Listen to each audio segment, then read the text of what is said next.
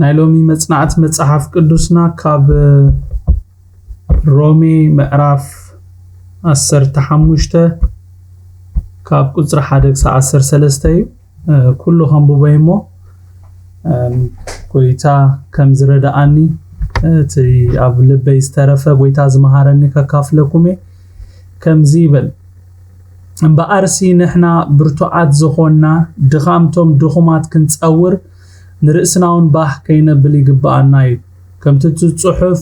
ጸርፊቶም ዝጸርፉኻ ኣባይ ወደቐ ዝብል ክርስቶስ ድማ ንርእሱ ባህ ዘብል ኣይደለየን እሞ ነፍስ ወከፍና ንብጻዩ ምእንቲ ክሓንጾ ብሰናይ ነገር ባህ የብሎ ብትዕግስትን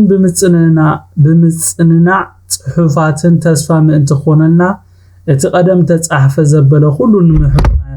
እዩ ተጻሕፈ ግናኸ ሓቢርኩም በሓደ ኣፍ ኮይንኩም ንኣምላኽ ንሱኻ ኣቦ ጎይታና ኢየሱስ ክርስቶስ ምእንቲ ክተኽብሩስ እቲ ናይ ትዕግስትን ምጽንናዕን ኣምላኽ ኣብ ናሓድሕትኩም ከምቲ ናይ ክርስቶስ ኢየሱስ ጌርኩም ሓደ ሓሳብ ክትሓስቡ ይሃብኩም ክርስቶስ ነቲ ተስፋ ቦታት ከጽንዖስ ምእንቲ ሓቂ ኣምላኽ ኣገልጋሊ ግዝረት ከም ዝኾነ ብላለኹ ስለዚ ድማ ከምቲ ክርስቶስ ንኽብሪ ኣምላኽ እተቐበለኩም ንሓድሕትኩም ተቐባበሉ ኣሕዛብ ግና ከምቲ ጽሑፍ ስለዚ ኣብ ማእኸል ኣሕዛብ ኣመስግነካ ንስምካው ንዝምር ኣለኹ ዝብል ንኣምላኽ ምእንቲ ምህረቱ የመስግንዎ ከም ብሓድሽ ናቱም ኣሕዛብ ምስ ህዝቢ ኮይንኩም ተሓጎሱ ይብል መሊሱኻ ኩላትኩም ኣሕዛብ ንጎይታ መስግንዎ ብዘሎ ህዝብታት እውን ይወድስዎ ይብል ኢሳያስ ድማ ደጊሙ ትሱር እሰይ ክኸውን እዩ እታ ብኣሕዛብ ክገዝእ ዝትንስብኡ ንኣሕዛብ ተስፋ ክገብሩ እዮም ይብል ብሓይሊ መንፈስ ቅዱስ ኣዚኹም ብተስፋ ምእንቲ ክትብትሙስ እቲ ናይ ተስፋ ኣምላኽ ኩሉ ሓጎስን ሰላምን ዘበለ ብእምነት ይምልኣኩም ይብል እዚ ክፍሊ እዚ ካብ ምዕራፍ 14 ዝቕጽል ዘሎ ክፍሊ እዩ ኣብ ምዕራፍ 14 ሐዋርያ ጳውሎስ ኣማንም ብፍላይ ኣብቶም ድኹማት ክንፈርድ ከም ዘይብልና ኣስኣሰር ናይ ሰላም ነገርን ኣስኣሰርና ሓድሕድና ዝሓንጽ ነገርን ክንስዕብ ከም ዘሎና ኩሉቲ ካብ እምነት ዘይኮነ ዘበለ ኩሉ ሓጢያት ከም ዝኾነ እቲ እናተወላወልና ንገብሮ ዘበለ ብእምነት ስለዘይነገብሮ ኩነኔ ከም ዝኾነና ነጊሩና እዩ ናብዚ ናይሎም መጽላዕቲ ዝሓልፍ ዘሎ ኣብ ምዕራፍ 15 ቁጽር 1 ክጅምር ከሎ እንታይ ኢሉ ዝጅምር እምበኣርሲ ንሕና ብርቱዓት ዝኾንና ድኻም እቶም ድኹማት ክንጸውር ንርእስናውን ባህ ከይነብል ይግባአና ይብለና አንቶ ኢዮብ ጽቡቕ ገይሩ ነዛ ሓሳብ ዝገሊጽዎ ኣሎ እዚ ብርቱዓት ዝብል ቃል ብግሪክ ዱናቶስ ይብሎ ማለት ትርጉም ናይዚ ቃል እንታይ እዩ ብርቱዕ ሓያል ክዒላ ጽኑዕ ዝብል ትርጉም ኣለዎ ኣብዚ ሐዋርያ ጳውሎስ ከመሓላልፈልና ደሊ ዘሎ መልእኽቲ እንታይ እዩ እንድሕሪ ብርቱዓቲና ሓያላቲና ክዒላታቲና ጽኑዓቲና ንብል ኮይና ነቲ ዘሎና ጽቡቕ ጎኒ ንሕዋትና ንምግልጋል እምበር ንርእስና ክነሐጉስ ወይ ባህ ክነብል ኣይንጠቀበሉ ዝብል መልእኽቲ ዘመሓላልፈልና ዘሎ ኣሜን ብሓጺሩ እቲ ብርታኤኹም ነቶም ድኹማት ኣሕዋትኩምን ኣሓትኩምን ንምግልጋል ካብቲ ዝወደቑሉ ንምትንሳእ ንምሕጋዝ ተጠቀሙሉ ዝብለና ዘሎ ካብዚ ቃል ንምሃሮ ኣብ ትምህርቲ እንታይ እዩ እቲ ሓቀኛ ሓጎስ ዘሎ ንኻልኦት ኣብ ምግልጋል ከም ዝኾነ ኢና ንምሃር ኣሜን ንሕና ብርቱዓት ዝኾንና ድኻምቶም ድኹማት ክንጸውር ንርእስናውን ባህ ከይነብል ይግባአና እዩ ምስ በለ ብቐጥታ ብዛዕባ ክርስቶስ ይተዛሪቡ እንታይ ኢሉ ከምቲ ጽሑፍ ጸርፍቶም ዝጸርፉኻ ኣባይ ወደቐ ዝብል ክርስቶስ ድማ ንርእሱ ባህ ዘብል ኣይደለየን እሞ ነፍስ ወከፍና ንብጻዩ ምእንቲ ክሓንጾ ብሰናይ ነገር ባህ የብሎ ክብል ከሎ ንሪኦ ሕጂውን ደጊሙ እንታይ ዝብለና ዘሎ እንድሕር ኢልና ከምቲ ክርስቶስ ንርእሱ ባህ ዘብል ነገር ዘይደለየ ንስኻትኩም ልክእ ከምኡ ንርእስኹም ባህ ዘብል ነገር ኣይትድለዩ ነፍስ ወከፍኩም ንብጻይኩም ምእንቲ ክትሓንጹ ብሰናይ ነገር ባህ ኣብልዎ እዩ ዝብለና ዘሎ ኢየሱስ ጎይታ ስለምንታይ ሐዋርያ ጳውሎስ ከምዚ ዝብል ዘሎ እንድሕር ኢልና እቲ ሐቀኛ ዓጋበት ኮነ ሓጎስ ዘሎ ኣብኡ ከም ዝኾነ ስለዝፈለጠ እዚ ሐዋርያ ጳውሎስ ክንለማመዶ ዝነግረና ዘሎ ሐቂ ማለት ንብጻይካ መቀዳም ዝብል ትምርቲ ኣዝዩ ከቢድ ነገር እዩ ብፍላይ ኣብዚ ዘመን እዚ ማለት እዩ በቃ እስኻ ተሓይሽ እስኻ ትበልጽ ዝብል ነገር የለን ተርዲኹም ኣብዚ ዘመን እዚ ነዚ ትምርቲ እዚ ክንለማመዶ ይዝነግረና ዘሎ ሐዋርያ ጳውሎስ ንብጻይካ መቀዳም ዝብል ትምርቲ ኣብዚ ዘለናይ ዘመን ግን ኣዝዩ ከቢድ ነገር እዩ ምክንያቱም ነፍስ ወከፍና ንርእስና ንፈቱ ሰባት ስለዝኾንና ማለት እዩ ብሓቂ ክንገብሮ እንተ ዓንቂድና ግን ጸጋ ኣምላኽ ይኽእል እዩ አሜን ጸጋ ኣምላኽ ዘይኽእሎ ነገር የለን ካብ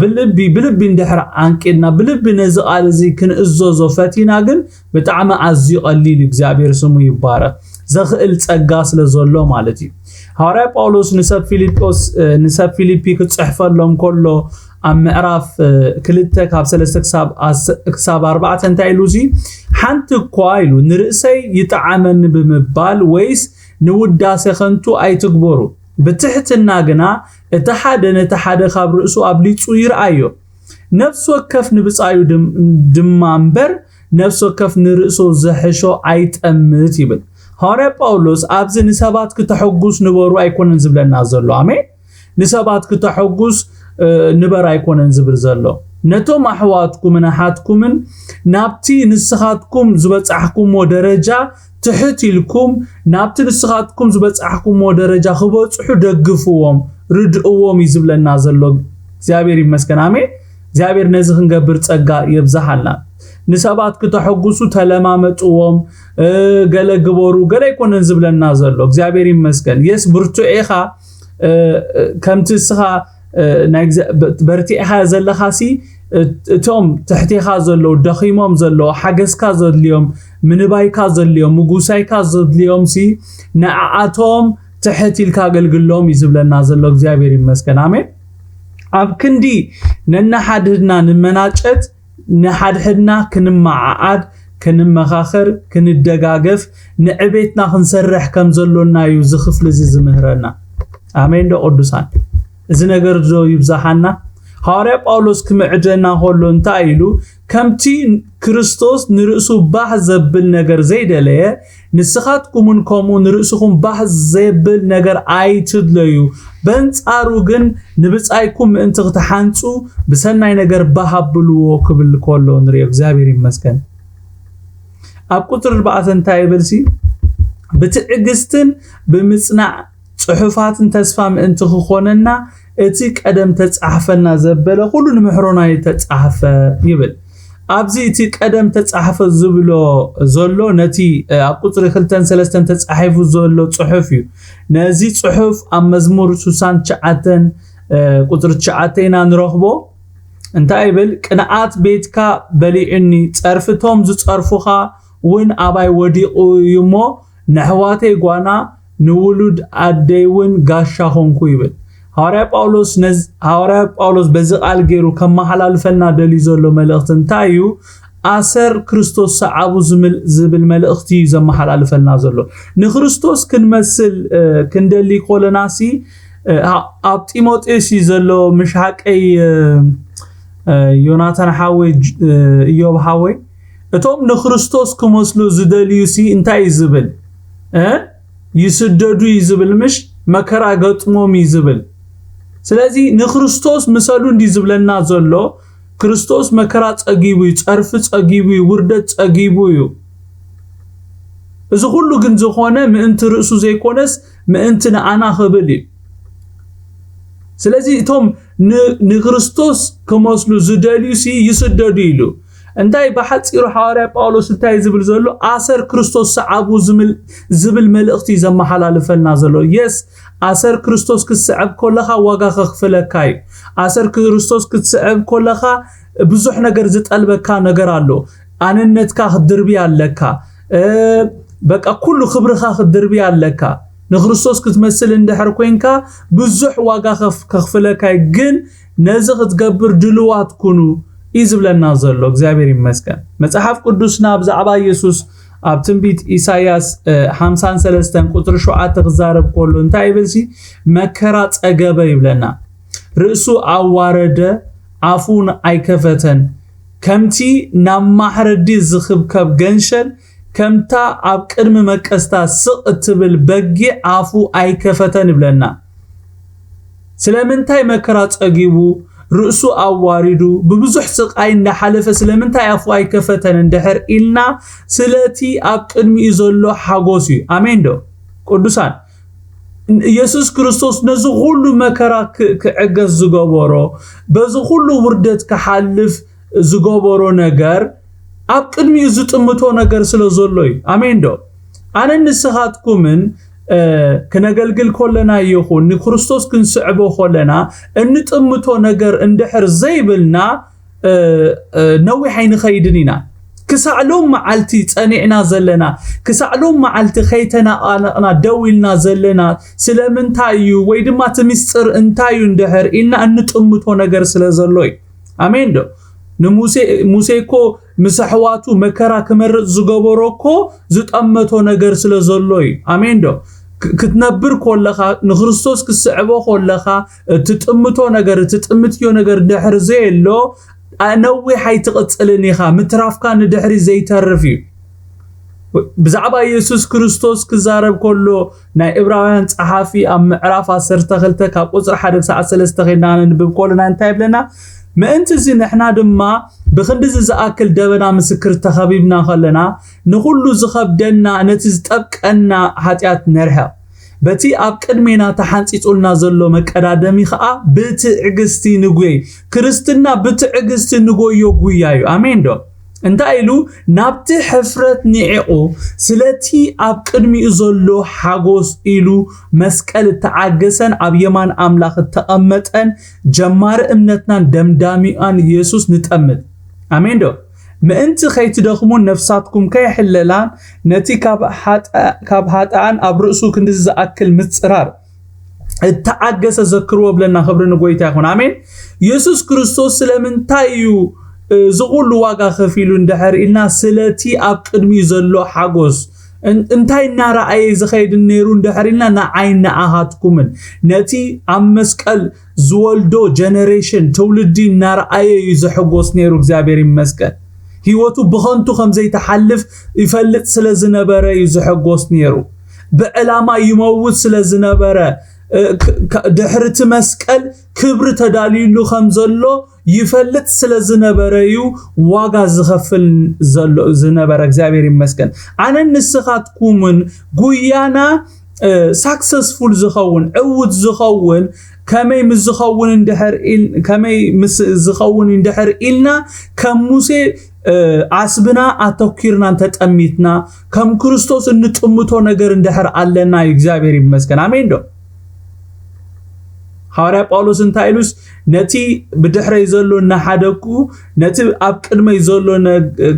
ዘሎ ክሕዝ እመጣጠር ኣለኹ ኢሉ እግዚአብሔር ይመስገን አሜን እንተ ዝኾነለይሲ በሞቱን ብትንሳኤን ክመስሎ ኢሉ እግዚአብሔር ይመስገን ሐዋርያ ጳውሎስ ንቅድሚ ዝግስግስ ዘሎ ዝመጣጠር ዘሎ ሓደ ክጭብጦን ክሕዞን ዘለዎ ነገር ስለዘሎ ወይ ድማ ዝረአዮን ዝጠመቶን ነገር ስለዘሎ ኣብ ክርስትና ክሳብ መወዳእታ ክትቅጽል እንደሕር ደሊኻ ክሳብ መወዳእታ ክትቅጽል እንደሕር ደሊኻ ትጥምትዮ ነገር ዝጠመትክዮ ነገር ክህሉ ክላለዎ ስለምንታዩ ዋጋ ሓደ ሰብ ሓደ ክርስቲያን ሓደ አማኒ ስለምንታይ ዋጋ ዝኸፍል እንደሕር ኢልና ዋጋ ዝኸፍሉ ክርስቲያናት እንደሕር ሪኢኹም ህይወቶም ሂቦም ዝወራረዱ ክርስቲያናት እንደሕር ሪኢኹም ዝጠመትዎ ነገር ስለዘለው አሜን ዶ አያሹ ስለዝኾኑ ይኮነን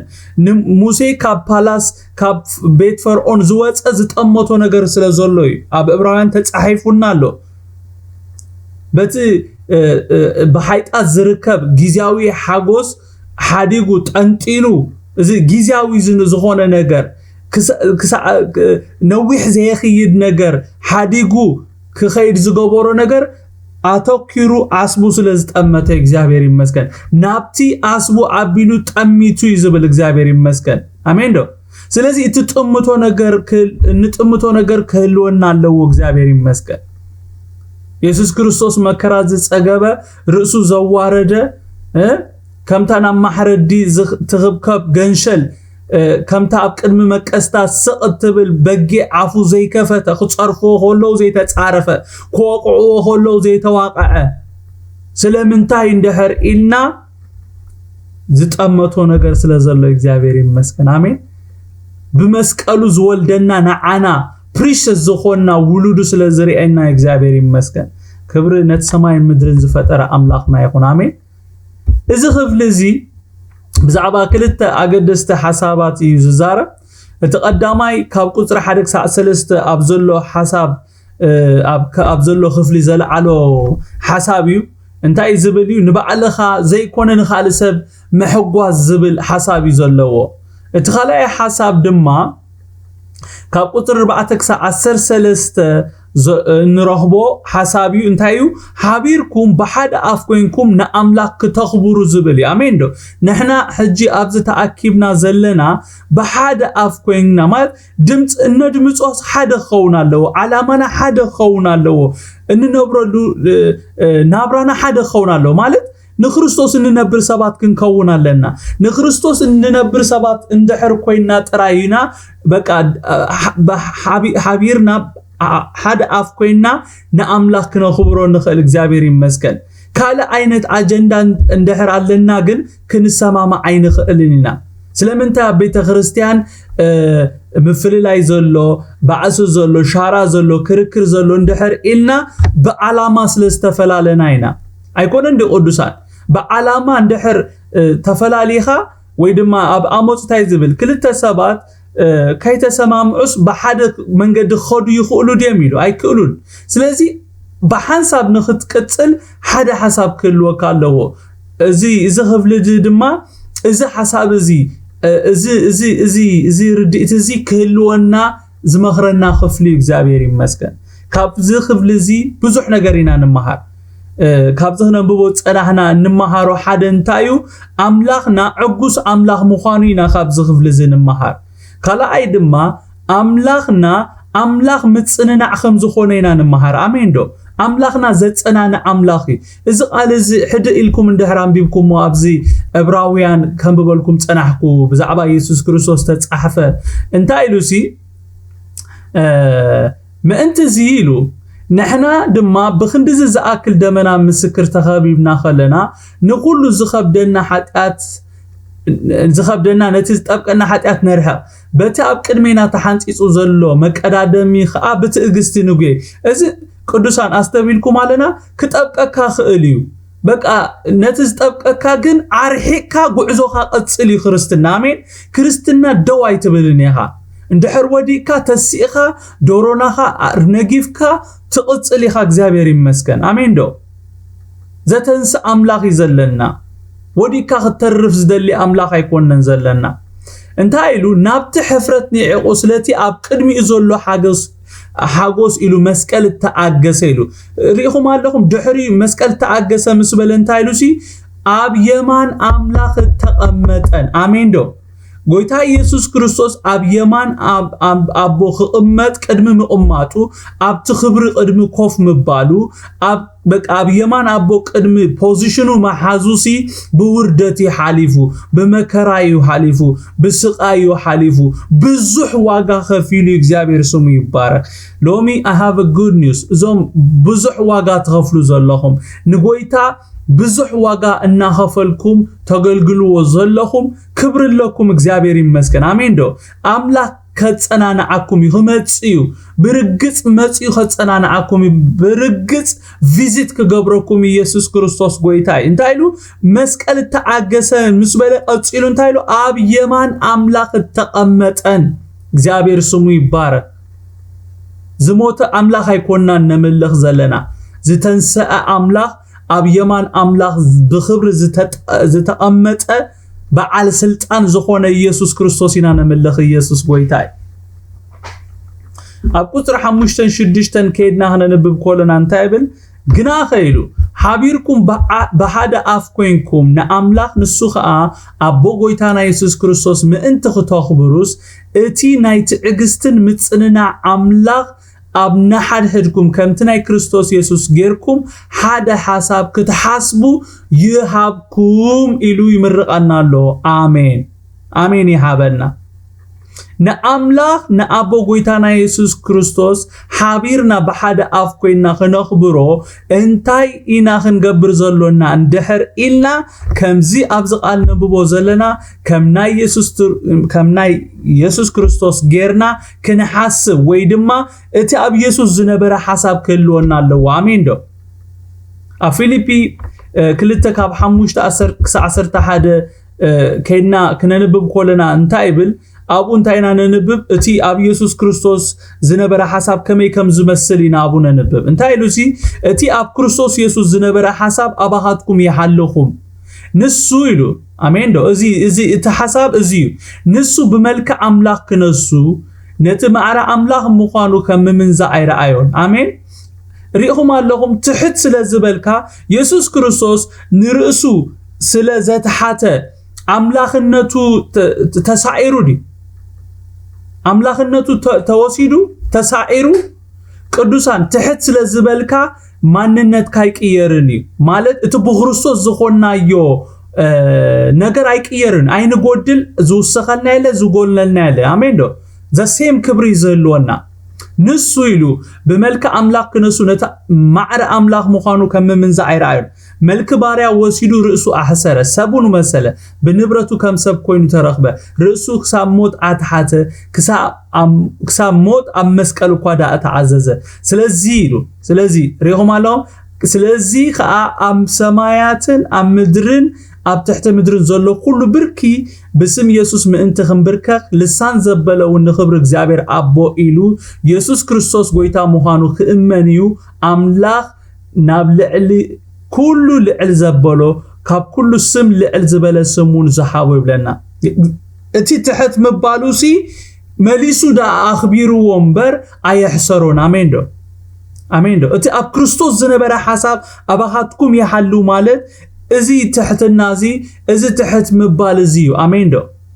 سمعنا قدوسان سيطان كاب سماي كقلع زغبورو كودق زغبورو تعبيتي سلازي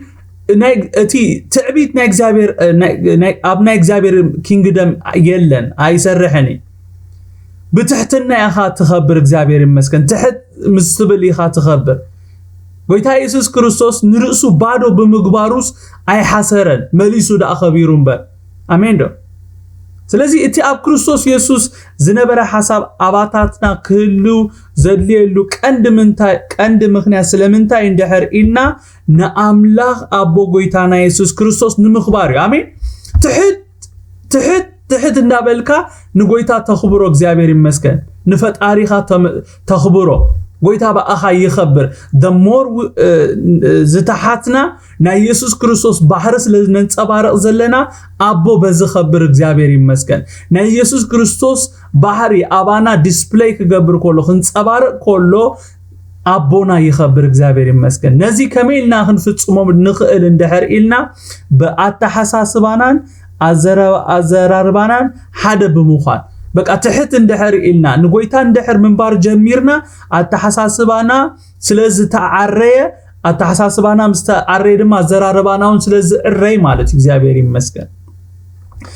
كابوتر شو عدتك سعسر سلستكينا هنا نبقولنا انتابل كريستوس نتسفى بوتات كتصنعوس من تحكي أملاق أقل جزرت كم زخونة إبلاد سلازي دما كنت كريستوس نخبر أملاق تقبلكم نحد حدكم انتاي قبروا تقبابلوا أحزاب قنا كم تتصحف سلازي أما أخلا أحزاب أمسقنا كان سمكاون زمر اللهو زبل أملاق ما انت مهرتو يمسقنوا كم بحدشون أتم أحزاب مسهزبو خوينكم تحقوسوا يبل مليسو خاقلاتكم أحزاب نقويتا مسقنوا بزلو هزبتاتون يودسوا ويبل إساس دما دقيمو اتسور إسا خووني أب أحزاب زتنسبون أحزاب تسفاق قبريهم يبل بحيل منفس قدوس عزيكم تسفاق من انت تبتمس اتناي تسفاق أملاق كل حقوس سلام زبالة بإمنات يملأكم يبلن آمين كمتي كريستوس نخبري اتقبلكم نحد حدكم تقبابلو مالت انتاي مالتي قدوسان كمتي يسوس بمحرت اتقبلكم نسخاتكمون كمو بمحرت تقبابلو آمين دو بمحرت مالت كمت قويتا يسوس كريستوس مسجود لتنا مسدخامنا حاتياتنا نتقبلنا كمو بمحرت تملالسو مالت نحد حدكم كم لك يسوس كريستوس أباخا زغوبورو أباخا زرعيو فقري أباخا زرعيو محرت نسخاخا أبتم أحوات كان أحد كان أنصبارك كويس بلنا زلو እግዚአብሔር ይመስገን آمين دو نحنا نمكن مسلا يتتصوعنا نحنا نتي كاموت نبي وزساغرنا نيسوس كريستوس كنمسل تتصوعنا سباتينا እግዚአብሔር ይመስገን كم تكريستوس تقبلكم كم تكريستوس نخبر تقبلكم يزبلنا نحسرت يتقبلنا نخبري تقبلونا امنا كبر بوتا ياتينا እግዚአብሔር ይመስገን نحد حدكم تقبابلو مالت اتي يسوس كريستوس اباخا زرعيو كومباشن رهراهي فقري محرت ازي براكتيس غبرو يزبلنا زلو امين دو እግዚአብሔር ይደግፈና أبز حواري باولوس انتا يزبلنا زلو كمتي يسوس كريستوس كبرو حديقو نعنا زغلغلنا نعناون كومو هنقبر كم زلونا يزنقرنا نا يسوس ماننت اب هيوتنا خنصبارو كله يقدسان اتوم زي امنوس لهيوتنا نا املاك كبر زمصو امين دو هيوت يز نسب زمارخو اقدر شمونتن تشعتن انتاينا رينا يسوس كريستوس أجلجال جزرة زخونة حدا تسفى أبوتات كتصنعهم زخونة كلا أيد ما متان أحزاب نأملاخ مأنت محرتو كمسجنو إلو خم زخونينا أبقدر شمونتن شعتن أمبيبنا مالتي هوري باولوس كمزمور 10 شمونتن 4 شعتن كمزمور 110 شعت قدر حدا زداقم 30 40 سلستن كمون كاب تنبيت إساس 10 تحدا 10 ستقيسيو ززارب زولوب زي مالتي أحزاب مس حزب أملاخ مالت أحزاب مس أيهود كوينوم كابزي أبز تقصو مالتي أحزاب مس أيهود كوينوم نأملاخ كزمرو كملخو مس حزبو خوينوم كحقوسو إذا فقاد أملاك كم زخونيو أسميرو تزاريبو እግዚአብሔር ይመስገን ነዚ ሁሉ ጥቅስታት ሐዋርያ ጳውሎስ ከተቀስ ዝተገደደሉ ምክንያት እንታዩ ነትና እግዚአብሔር ዓላማ ነትና እግዚአብሔር አጀንዳ ንሁሉ ነቶም አህዛብ ይሁኑ አይሁድ ይሁኑ ከፍልጦም ስለዝደለዩ አሜን ጎይታ ኢየሱስ ክርስቶስ ካብዞም ክልተ ሓደ ሰብ ይሰሪሑ አሜን አይሁድ የለ ግሪክ የለ ጨዋየለ ባሪያ የለ ሓደ ሰብ ይሰሪሑ እግዚአብሔር ስሙ ይባረክ ነዚ خردኦምዩ ነዚ ሁሉ ካብ መዝሙር 18 ጠቂሱ ካብ መዝሙር 117 ጠቂሱ አሕዛብ ምስ ህዝብ አምላክ ኮይኖም ንአምላክ ክዝምሩ እዚ ናይ እግዚአብሔር አጀንዳ ከም ዝነበረ ከምልኽዎ ምስ ህዝብ ኮይኖም ክሕጎሱ እዚ ካብ ቀደም ናይ እግዚአብሔር አጀንዳ ናይ እግዚአብሔር ፕላን ከም ዝነበረ ኣብዚ ዝገልጸሎም ዘሎ ክብሪ ንሽሙ ይኹን አሜን እቲ ፍቃድ እግዚአብሔር እዩ ዝፍጸም ዘሎ እቲ ፍቃድ እግዚአብሔር እዩ ኮይኑ ዘሎ ይዝብል ዘሎ ሐዋርያ ጳውሎስ ኣብ ቁጥር 13 ሐዋርያ ጳውሎስ እንታይ ገይሩ እንድሕር ኢልና ሓጺር ጸሎትን ቡራኬን ወይ ድማ ምረቃዩ ሂቡ እግዚአብሔር ይመስገን እንታይ ኢሉ በኃይሊ መንፈስ ቅዱስ አዚኹም በተስፋ ምእንቲ ክትህብቱሙስ እትናይ ተስፋ አምላክ ኩሉ ሓጎስን ሰላምን ዘበለ በእምነት ይምላአኩም ይብል ነዚ ቃልዚ እንታይ ዘድልዮ እንድሕሪልና አሜን አሜን ይምላአና አሜን አሜን እቲ ናይ ተስፋ አምላክ ኩሉ ሓጎስን ሰላምን ሎምውን ንነፍስ ወከፍና በእምነት ይምላአና ወይታ ኢየሱስ ክርስቶስ በነገር ኩሉ ይባረኩም ጸጉኡ ይብዛሐልኩም ናይ ሎሚ መጽናዕት መጽሐፍ ቅዱስና ኣብዚኣ ተጠዋቢልና ለና ዝመጽ ሰሙን ድማ እቲ ዝቕጽል ክንቅጽሊና ማለት ዳኩም አልዕልሞ ጸሊና ክንወዲና